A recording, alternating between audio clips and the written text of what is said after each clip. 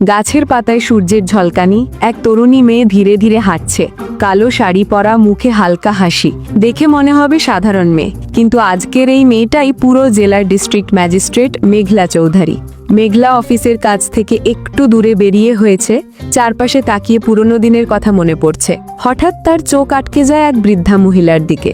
বৃদ্ধা মহিলার নাম রহিমা বিবি, 60 বছর বয়সী, ভাপা পিঠা বিক্রি করে।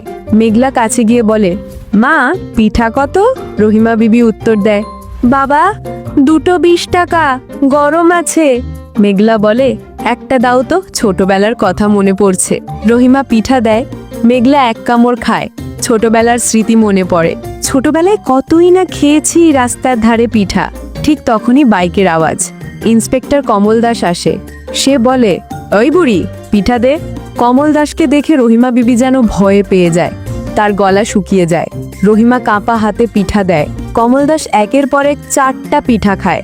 খাওয়ার পরে টাকা না দিয়ে চলে যেতে চায়। রহিমা বলে, স্যার, আমার টাকাটা।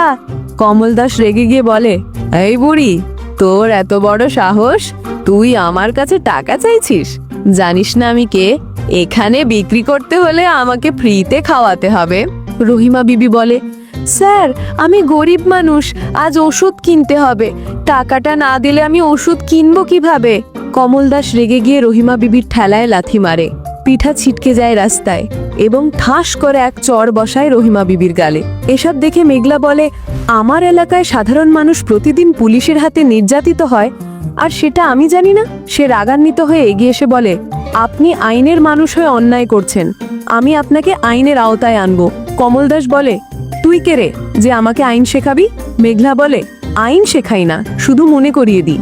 নিজের ভালো চাও তো এখনই তার পা ধরে ক্ষমা চাও এবং তার ক্ষতিপূরণ দিয়ে দাও। কমল দাস রেগে গিয়ে মেঘলাকে বলে, সন্ধ্যায় দেখা করিস, তোকে ডবল ক্ষতিপূরণ দিব। মেঘলা ফোন বের করে বলে, আমি মেঘলা চৌধুরী, মেন রোডের সবাই আসুন এখনই। কয়েক মিনিটে পুলিশ গাড়ি সেখানে চলে আসে। এসপি, এডিএম পৌঁছে যায় তাদের দলবল নিয়ে। সবাই মেঘলার সামনে এসে স্যালুট করছে। এই দৃশ্য দেখে কমল দাস পুরো অবাক হয়ে যায়। মেঘলা এসপির কাছে সব খুলে বলে, কমল দাস এই বৃদ্ধার থেকে পিঠা খেয়ে তাকে টাকা দেয়নি, বরং তার ঠেলা লাথি মেরে চড় মেরেছে। এই অফিসার অন্যায় করেছে, একজন গরিব মায়ের সম্মান ভেঙেছে। এসপি সাথে সাথে বলে, কনস্টেবল, তার ইউনিফর্ম খুলে নাও, সে এই ইউনিফর্ম পরার যোগ্য নয়। দুজন কনস্টেবল এগিয়ে এসে কমল দাসের ইউনিফর্ম খুলে দেয়। কমল দাস কাঁদতে থাকে, বলে, ম্যাডাম, ভুল হয়েছে, মাফ করে দিন। মেঘলা বলে, আইন থাকলে অন্যায় করলে ক্ষমা নয়, শাস্তি পাবেই। কমল দাসকে পুলিশ গাড়িতে তুলে নেওয়া হয়। মেঘলা ধীরে ধীরে রহিমা বিবির কাছে গিয়ে বলে, আজ আপনার পিঠা হয়তো বিক্রি হলো না, কিন্তু সম্মান আমি ফিরিয়ে দিয়েছি। রহিমা বিবি বলে, বাবা, তোমার মতো মানুষ আছে বলেই গরিবরা বেঁচে আছে।